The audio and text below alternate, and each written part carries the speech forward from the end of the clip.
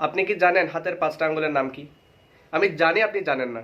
আবার অনেকে হয়তো জানতেও পারেন। তো যারা জানেন না তারা শিখে নিতে পারেন। ধরেন এই হচ্ছে আমার 5টা আঙ্গুল। এটা হচ্ছে বৃদ্ধা আঙ্গুল, সেটা আমরা সবাই জানি। দেখতে বৃদ্ধা বৃদ্ধা লাগে। এমনিতেও সে বৃদ্ধা। হ্যাঁ, একটু বৃদ্ধা। আচ্ছা। এটা হচ্ছে মধ্যমা। কারণ এটা হচ্ছে ঠিক মাঝখানে। এর এক পাশে 2টা এবং অপর পাশে আরো 2টা আছে। এটা যেহেতু ঠিক মাঝখানে এজন্য এটাকে বলে মধ্যমা আঙ্গুল। এটা হচ্ছে সবচেয়ে ছোট। এটা হচ্ছে একদম সবচেয়ে ছোট এবং খাটো এবং চিকনা। এই জন্য এটাকে বলে কনিষ্ঠ আঙ্গুল। তাহলে কয়টা গেল? 3টা গেল। একটা হচ্ছে বৃদ্ধা, একটা মধ্যমা, একটা কনিষ্ঠা। তো আর বাকি আছে 2টা। তো এটা হচ্ছে তর্জনী। এটা এটা তর্জনী। এটা হচ্ছে অনামিকা।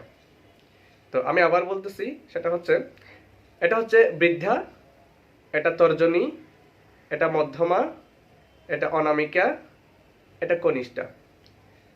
মনে থাকবে? আশা করছি মনে থাকবে। তো সবাই ভালো থাকবেন, সুস্থ থাকবেন, আর আমার জন্য দোয়া করবেন। আল্লাহ হাফিজ।